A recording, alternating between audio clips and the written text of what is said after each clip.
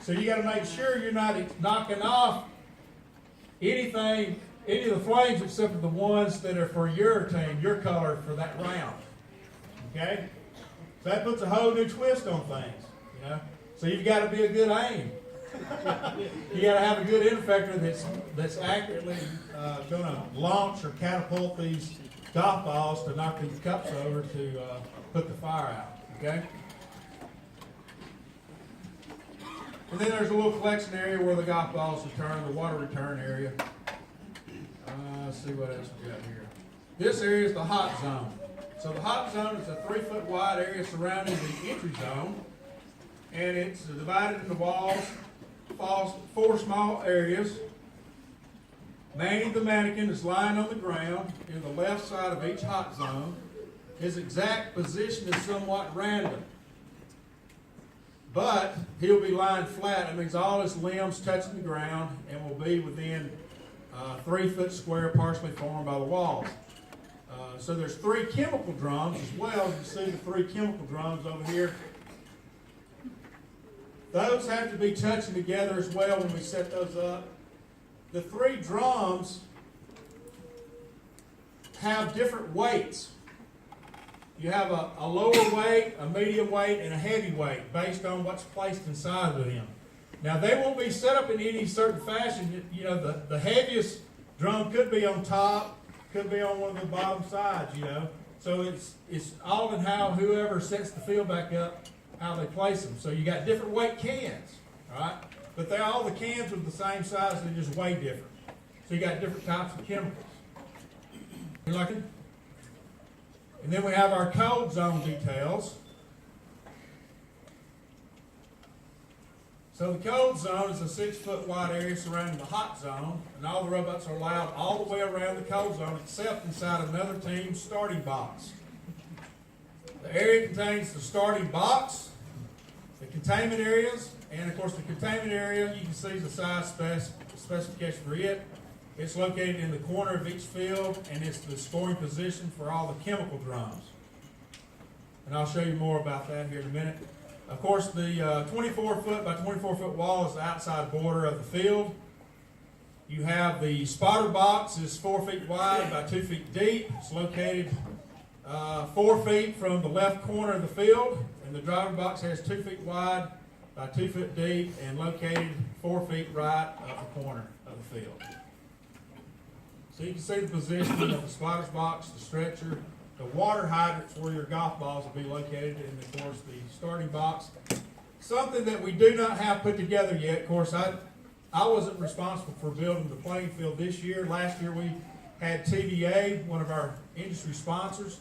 They provided all the cut, the material, things like that, and we had to do the assembly part. Well, this year they've done the same thing, but Northwest Shoals had to actually assemble and construct the playing field. The playing field's not painted yet, and we're missing the actual rescue timer box. But there will be a rescue timer box that will have a push button, and so once you've rescued the mannequin, your spotter will hit that rescue timer box, and so the quicker you can have that happen, you can earn bonus points during the round, okay? So if you can do it, if you can rescue Manny the mannequin, put him in the stretcher, get your chemicals, you know, things like that, and do that, and still have 75, if you got up to 75 seconds left in the round and you hit the rescue button, you get a bonus for doing that, okay? And so it's more in the game, there's game-specific rules on how you can score and so forth, and they give you some scenarios here as well. Any questions? Yes? With the golf balls, does the robot have to get the balls, or do the people in the slurry box? The spotter actually puts the golf balls into the robot. He can't touch the robot, but he can drop the balls into a particular area for the robot to facilitate launching those balls at the flames to knock them over. Okay? Any other questions? Yes? Are there multiple time bonuses, or is it just the one in 75 seconds? Now I'll show you, there's an example here. Let's see, let's move on down. There's Manny the mannequin. handsome little, It's like art. yeah, PVC pipe. Anyhow, he's 3/4 inch PVC pipe, so you know you'll have to have an end effector, something that you can hook or loop, or be able to drag Manny out of the that zone to rescue. Okay. Yet at the same time, you've got to have an end effector that can launch golf balls. So that gives you some of your engineering parameters you'll have to look at. Yes. Where would the hook be connected? What's this? Or not the, or Manny? What about Manny? Where's the little hook you can hook to it? Like, where you can draft on Manny and not. That's something you have to figure out. Your team will have to figure out that as part of the engineering process, how they're going to be able, their strategy in able to rescue Manny there. But anyhow, there's Manny, the robot. The flames are just basic 16-ounce solo cups.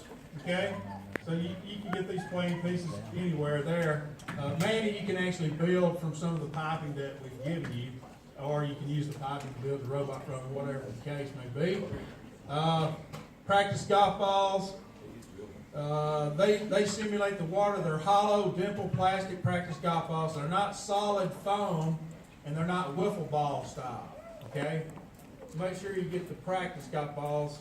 There'll be 40 of these golf balls in each of the water hydrants for each quadrant. Okay, so you'll have 40 of these balls to be able to use to extinguish the fire with. Sure. Your chemical drums are just quart-sized paint cans, and the lid securely placed on. The drums are, of course, 5 inches tall, 4.25 inches in diameter. Paint cans will have different amounts of regulation golf balls inside, actual golf balls, to make them weigh different amounts. Okay? It says that each one will have 3 golf balls, one will have 5, and one will have at least 7. So it makes the different weights for the different chemicals that you'll have to. So you've got to design some way to get these chemical cans to their safe containment area as well. That's another scoring piece. Okay. These are definitions. I'm not going to go through all the definitions here. With all 4 limbs oriented away from the head and touching the bottom of the stretcher. And I'll show you scenarios for this. Extinguishing is when the flame is sideways, right side up, or if it's been knocked off the shelf, that's extinguishing the flame that's on the shelf there, okay? The flame is lit and not extinguished when it's upright. Under control, all 30 flames of one color have been extinguished. And I believe you get a bonus for knocking down all the cups as well. Docked when the robot's fully supported by the starting box and the driver is not controlling the robot. And of course, reconfigure the additional removal parts to and from the robot, or the repositioning of parts on the robot by either the spotter when the spotter is docked or when the robot's docked, excuse me. Let's see what else we got here. Okay, so rescuing the mannequin. The mannequin is considered rescue if it's completely inside the stretcher. The boundary formed by the inside of the stretcher walls with all 4 limbs oriented away from the head. The rescue of the mannequin is worth 120 points at the end of the match. If it scores, okay, it's got to be in the box. It's got to be in the stretcher correctly, though. It says, if the mannequin is rescued before the end of the match, the spotter can initiate a bonus by pressing the rescue timer button. So as soon as you get the mannequin placed in the stretcher, you want to hit that rescue timer button. The quicker you do it with that amount of time left, the more points that you would incur there, okay? So here's a couple of scoring scenarios. It says if the button is pressed after the mannequin is properly rescued, but the mannequin leaves the scoring position later, even momentarily, the team will receive 0 points for the bonus. But the standard 120 points can still be earned if the mannequin is adjusted into correct scoring position. Example A, the spotter places the mannequin in the stretcher properly, presses the rescue timer button within 75 seconds remaining. The mannequin remains in the scoring position for the remainder of the match, and the team receives 195 points, 120 for the rescue, and plus 75 for the timer bonus. All right, so there's an example of how scoring can be taking place with Manny. Let me show you a few other things. Extinguishing the flames. It says each flame is worth 5 points for the team of its color. If it extinguishes at the end of the match, regardless of which robot extinguished it. If all 30 flames of one color are extinguished, that portion of the fire is considered under control, and the team of that color will receive 30 points, or a 30-point bonus. If the blue robot accidentally extinguishes the last green flame while aiming for the blue flames, at the end of the match, the green team receives 150 points for extinguished green flames. 30 times 5, okay? Plus the 30-point under control bonus. So the blue team does not get points for helping the green team. So that places a challenge there as well. Removing the chemical drums. Each drum is worth 40 points. If it is touching the bottom of the containment area at the end of the match, each team can only score 3 chemical drums, and the robot may only touch chemical drums while they are in the cold zone or in the team's hot zone. The drum must exit the hot zone through the doorway, not over the wall. Okay? So there's a points breakdown. The maximum scoring the team can earn in a match is 600 points.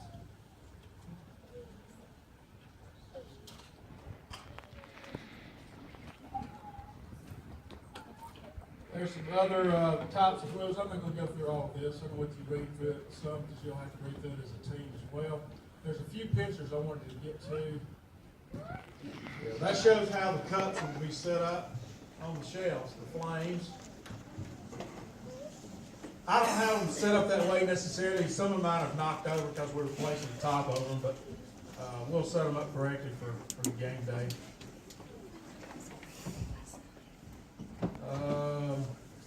They'll be sitting like that. We'll have tape placed to position them so they can be as consistent as possible when we reset the playing field between playing rounds, okay?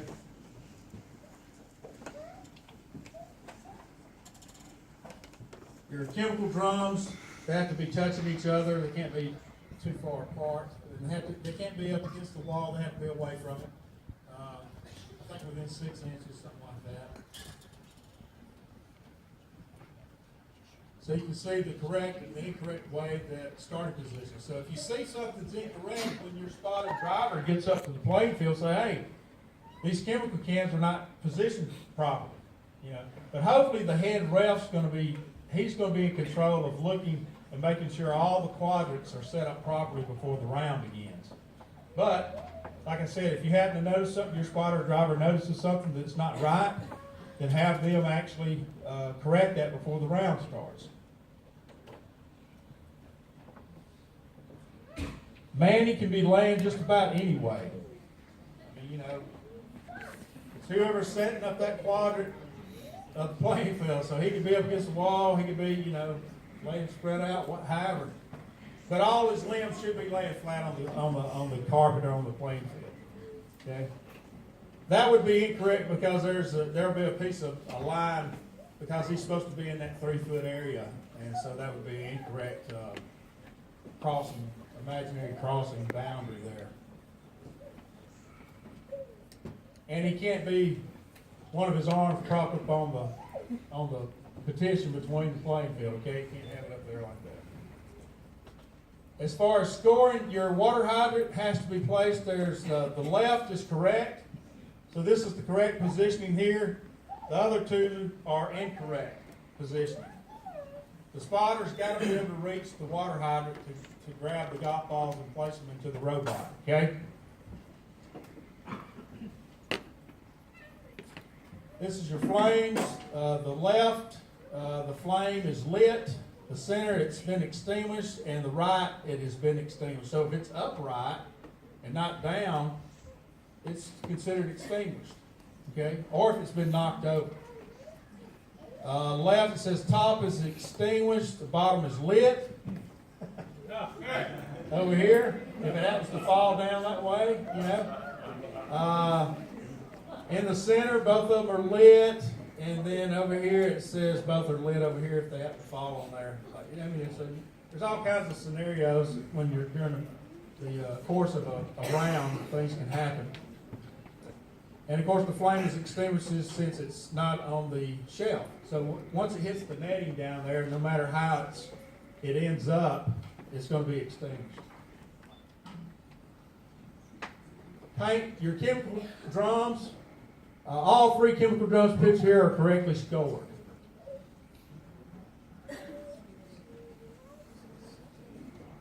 This is correctly scored only because the bottom of the paint can is touching the bottom of the containment zone.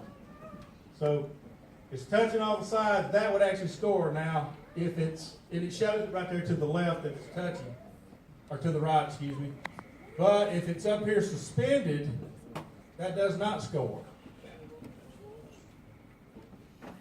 Okay?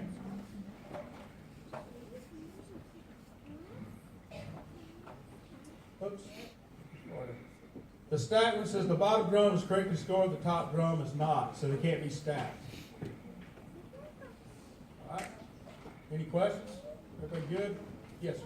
Okay, so are we allowed to touch like it said, the inner hot wall? So if we're getting the mannequin, can we touch the inner wall? You're not supposed to, you're just supposed to touch the mannequin or touch the drums. Okay, so we're not allowed to move or off that wall? Right.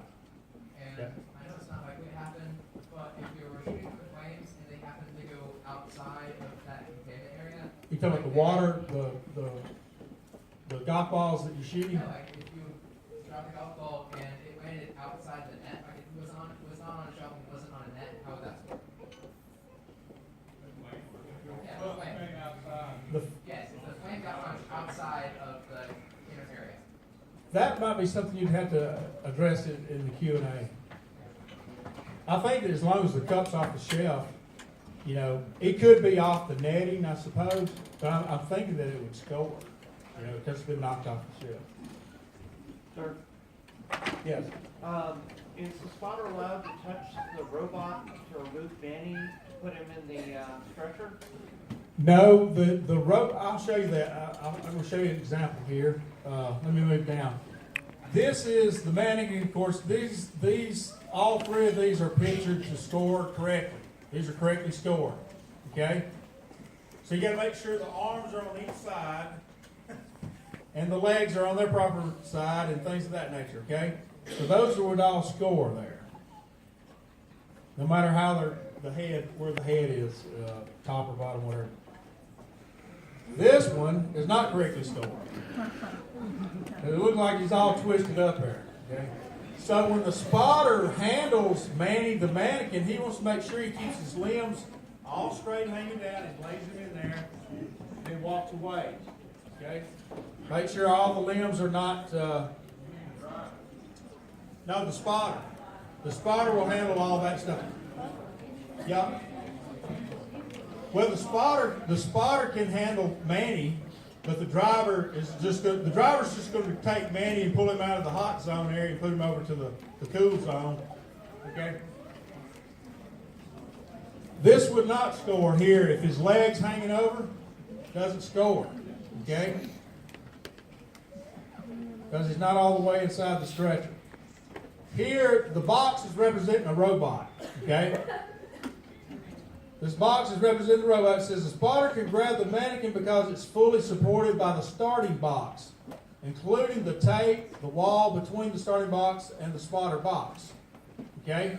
So that's where the spotter can actually grab Manny, place him on the stretcher at this point.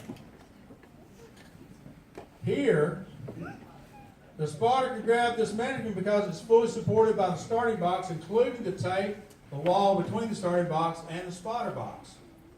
So he can still grab him there. Okay? He's in the safe zone. And the robot is actually away out of the starting box, basically, at this point. Okay?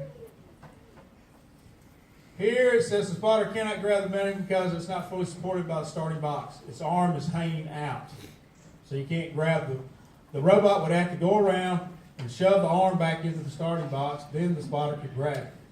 Okay? Try not to run over Manny, though.